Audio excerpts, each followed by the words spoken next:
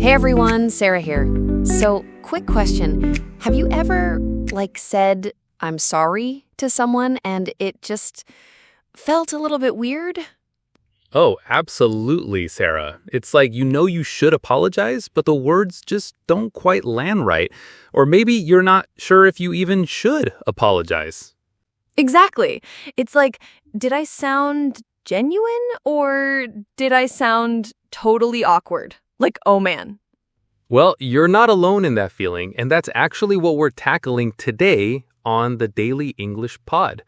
We're going to dive into how to apologize naturally and confidently in English so you can sound, less awkward and more, just yourself. Welcome back, everyone, or for those just joining us, welcome to the Daily English Pod. So glad you're here. We are indeed. And following up on that interesting hook about awkward apologies, Sarah, I think it's fair to say that some of us, especially in certain cultures, might even over-apologize. Oh my goodness, Mike, you are speaking my language. It's like in Canada, where I'm from, it's practically a national sport. You bump into someone, they say sorry. You say sorry back. They say sorry for saying sorry. It's an endless loop. I've heard that. Like, you step on someone's foot and they apologize to you. It's quite something. And while politeness is, it's great, sometimes we need to be more precise, more confident in our apologies. Yeah, exactly. Because there's a difference between being polite and, just saying sorry for literally everything, right? Absolutely. And that's why learning these real, natural apology expressions is so valuable. It helps you sound authentic and less, just kind of mumbling through it. It gives you that confidence. Totally. So we're talking about not just the words, but also the feeling behind them. Precisely. And actually, to help you out, we've put together a really helpful downloadable PDF with all the phrases and examples we'll be discussing today. You can find that link right there in the description of the episode, so, you can follow along and practice. Okay, so Mike, you're always so good at giving us real, tangible examples.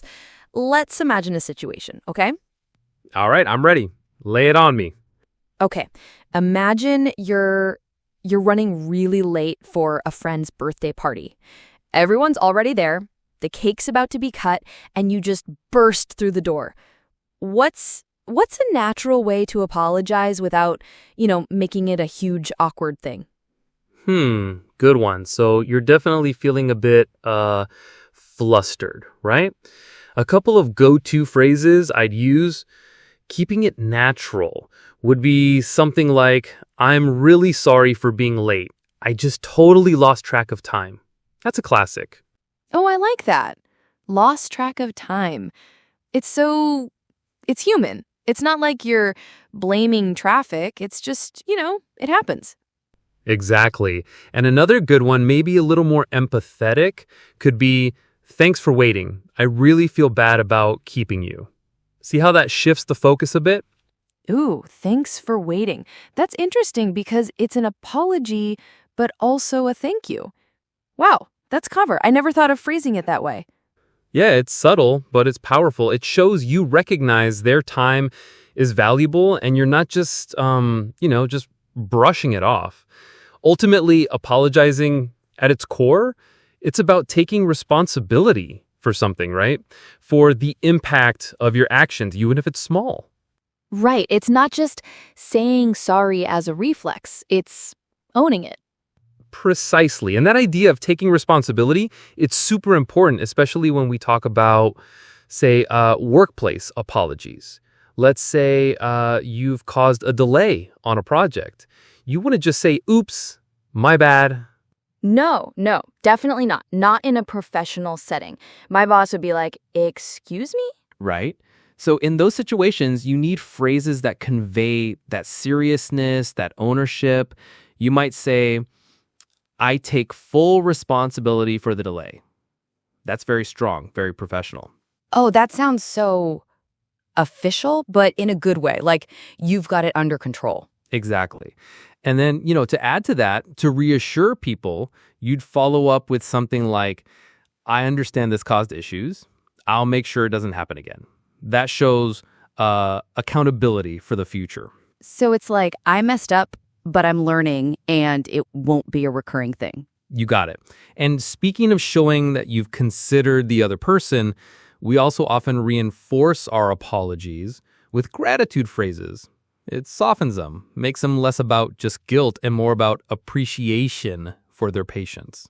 Like what kind of phrases? Well, if someone's had to wait for you, or maybe they've had to, put up with a bit of a hiccup, you could say, thanks for your patience, or thanks for understanding. Again, it's about acknowledging their experience. So it's less like, oh, I'm so sorry I bothered you, and more like, thank you for being understanding of the situation. Yeah, that's a perfect way to put it, actually. It's a subtle but significant shift. And then, of course, for just those everyday, really casual interactions, the quick ones, we have, the oops, sorry about that kind of phrase. Oh, yes, the classic oops for when you accidentally bump into someone in the grocery aisle. Exactly. Or you drop something, or, you spill a little bit of water. It's not a big deal, but you still acknowledge it quickly and politely. It's less of a deep apology and more of just a social lubricant, really. So it's like a sliding scale of apology intensity, from the professional, I take full responsibility, to the super casual oops. Precisely. And knowing when to use which is key to sounding natural. Precisely. And knowing when to use which is key to sounding natural. Now, we've talked about a few of these, but maybe we can just go through them one by one. Like, what's the real intent behind each phrase? Oh, I love that. Like a deep dive into apology psychology. Yeah, absolutely. Let's break them down. So the first one you mentioned was I take full responsibility. What's really going on there? So I take full responsibility it's a very strong, very professional apology. It's not just saying oops. It's saying, look, this was on me. I own this completely. It conveys a high level of accountability and, confidence in handling the situation. It's for when you really messed up at work or in a serious situation. Right. Like you're not trying to deflect. You're not making excuses. It's just, yep, this one's mine. Exactly. And then we had I feel bad about. This one it's more about empathy, personal regret. It's not necessarily for a major professional blunder, but it's for when you've inconvenienced someone, or maybe, you've caused a little bit of upset and you genuinely feel that pang of, ooh, I wish I hadn't done that. It shows you're emotionally connected to the impact. Oh, so it's a bit softer than I take full responsibility. Like, I feel bad about keeping you waiting. It's almost a little vulnerable. Yeah, exactly. It shows that human element. And then, the one you liked so much, thanks for waiting, or thanks for understanding, or thanks for your patience. The whole thanks for approach. This is brilliant because it actually replaces guilt with gratitude. Instead of just apologizing for your mistake, you're thanking them for their positive response, their patience, their understanding. It shifts the energy. Wow, that's really that's smart, actually. So instead of just being like, oh, I'm so sorry, I feel so guilty, you're acknowledging their grace, if that makes sense. That's it. You're acknowledging their grace, their effort, their time, and it makes the interaction feel more positive overall, I think. Then we have, of course, the ever popular, sorry about that, or oops, sorry about that. This is your quick, casual apology for, minor bumps, small oversights, or like you said, knocking into someone lightly at the grocery store. The coffee spill. Yeah, the coffee spill, exactly. It's an acknowledgement, but it doesn't carry heavy emotional weight or professional formality. It's just a common courtesy. Okay, so it's less of a confession and more of a quick social acknowledgement. Got it. And then I'll make sure it doesn't happen again. This one is crucial. I'll make sure it doesn't happen again demonstrates future accountability. It's not just an apology for the past, it's a promise for the future. You're showing that you've learned from it and you're committed to preventing it from recurring. It builds trust, especially in professional or ongoing relationships. So it's like proving that you're reliable, I guess. You're not just saying sorry, you're taking action. Precisely. It's the action-oriented part of the apology, you know? Now, sometimes, Sarah, people have a tendency to over-apologize. You mentioned it earlier, especially in certain cultures like Canada where we just say sorry for everything. Have you ever caught yourself saying sorry when maybe you didn't really need to? Oh my gosh, all the time. Like if someone bumps into me, I'll say sorry. Or if I ask someone for help, I'll be like, oh, I'm so sorry to bother you, but can you? It's just ingrained, you know? Totally. And that can actually make you sound less confident. Or sometimes it can even diminish the impact of a real apology when you actually need one. So here's an advanced concept, something I often teach. Sometimes you can replace I'm sorry with thank you to sound more confident and, well, less apologetic. Oh, okay. Now you have my full attention. Give me an example. All right, instead of saying, I'm sorry I'm such a bother, you could say, thank you for your patience. Or instead of, I'm sorry I'm late, which we just covered, you could say, thank you for waiting for me. See the difference? Whoa, that's like a total mindset shift. It's still acknowledging the situation, but it's positive. It's not putting yourself down. Exactly. It's about reframing. You're still recognizing the other person's experience, but you're focusing on their positive action or their understanding rather than your perceived fault. It empowers you, and it actually strengthens the relationship. It's really effective. So we've talked about all these great phrases, Mike, but sometimes just hearing them isn't enough, right? We need to see them in action. Absolutely, Sarah. Role-playing or, just hearing real-life examples is so important for internalizing these phrases. It's one thing to understand the meaning, another to actually use them naturally. And to sound natural, you really do have to practice. Exactly. So let's try some out. I have a few scenarios ready. How about we start with something super common, something that happens to, well, everyone eventually, missing an appointment. Mike, you missed our super important podcast planning meeting. What do you say? What's your go-to? Oh gosh, not again, Mike. Okay. Pretend I'm walking in a little sheepish, like I just rolled out of bed, probably. Hey, Sarah, I'm really, really sorry for missing our meeting earlier. I completely forgot, totally lost track of time this morning. That's totally on me. I feel awful. Serious. Oh, hey, don't worry about it, Mike. Seriously, it's not a big deal at all. We can just reschedule for later this afternoon, if that works for you. Oh, that'd be great. Thanks for understanding. I really appreciate your flexibility with this. Gosh, I'm usually so good about my calendar, but today... See, that was perfect. That's on me, and thanks for understanding. Strong, clear, takes responsibility. Okay, next scenario. You're helping me set up the microphones for this very podcast, and whoops, you accidentally knock over my coffee. Right onto the table, splashing everywhere.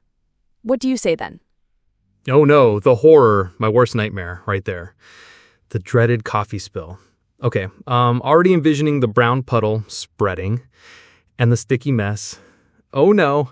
Oh my gosh, Sarah, I am so sorry about that. Wow. Let me grab some tissues, right now. Oh man, is it on anything important? Is your laptop okay? Oh no. Okay. No, it's fine. It's fine, Mike, really. Just a little splash. My notes are safe, thank goodness. It's okay. Oh, thank goodness. Still, my sincerest apologies. I'll be way more careful next time, I promise. Maybe I shouldn't be allowed in your hot beverages. Okay, great reaction. Quick, to the point, and offering to fix it. Love it. That oh no really sells the immediate regret too.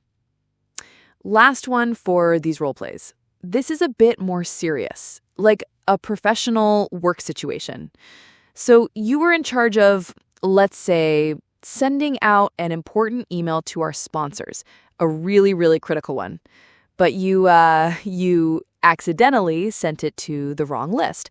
And it's caused a minor but still significant delay in a really important project. What do you do? This calls for the big guns, doesn't it? Oh, yikes. The work blunders are always the worst, right? Because they have actual measurable consequences. Okay, deep breath. This one definitely needs I take full responsibility. No jokes here, just pure accountability. Sarah, I understand this caused a delay with the sponsor outreach, and I take full responsibility for that.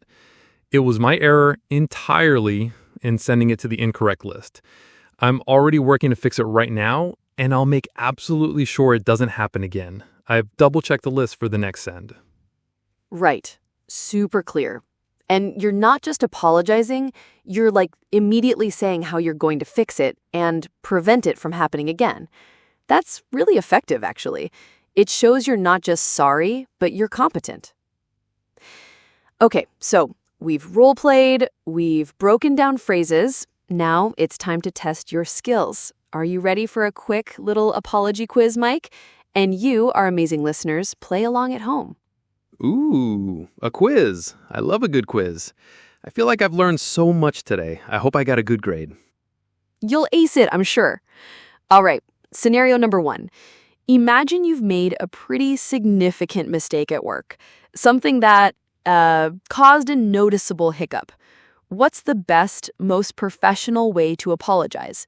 Is it A, oops, my bad, B, I'm really, really sorry, profoundly sorry, C, I take full responsibility for the delay, or D, oh man, I feel terrible about that? That's a tough one because they all sound like apologies, but which is best? Exactly. Okay, moving on to scenario 2.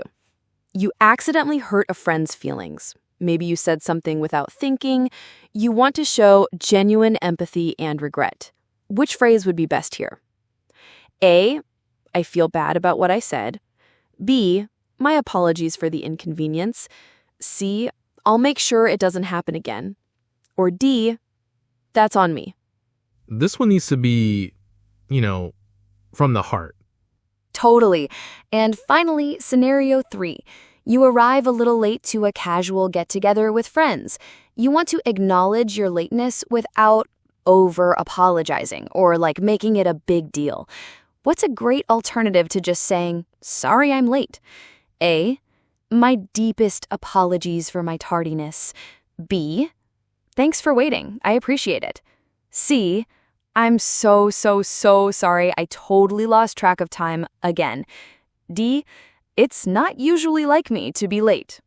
Ooh, I think I know this one. It's about that shift, right? It totally is. All right, drum roll, please, in your heads. For scenario 1, the best work apology is C. I take full responsibility for the delay. That's strong, professional, and clear. Yup, absolutely. No beating around the bush. For scenario 2, the softer, emotional apology, the best fit is A. I feel bad about what I said. It shows that personal regret and empathy. And for scenario 3, the alternative to sorry I'm late is B. Thanks for waiting. I appreciate it. Exactly. It's polite, acknowledges the situation, but doesn't dwell on your mistake. It's fantastic. Exactly. It's polite, acknowledges the situation, but doesn't dwell on your mistake. It's fantastic.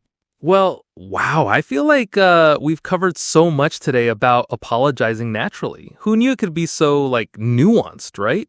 Seriously, it's not just, I'm sorry. It's a whole thing. But I feel like we've given our listeners some really, really practical tools today. Absolutely. And, we hope this episode helps you feel more confident, more comfortable, and less awkward when you need to apologize in English. Exactly. And hey, we'd love to hear from you. What's your favorite new apology phrase you learned today?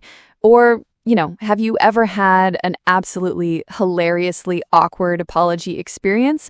We'd love to read about it. So drop us a comment, please. Yeah, we love reading your comments. Really, we do. Also, don't forget to grab that free downloadable PDF we mentioned earlier. It's got all the key phrases, all the examples right there for you to review and practice. Super helpful, I promise. It's really, really good, actually. And if you enjoyed this episode, if you found it useful, please, please, please do us a huge favor. Like this episode, subscribe to the Daily English Pod, and share it with a friend, a family member, anyone who's learning English and might benefit from sounding less awkward. Yes, help us spread the word. And if you're looking for more ways to, express yourself naturally in English, you might want to check out episode 2 of our podcast. It's all about emotions and feelings, which sometimes, ties right into apologies. Oh, it totally does. Knowing how to talk about your feelings helps you apologize better, for sure. So, yeah, thank you so much for joining us today. Thanks for listening, everyone. Keep practicing, and we'll catch you next time on the Daily English Pod. Bye for now.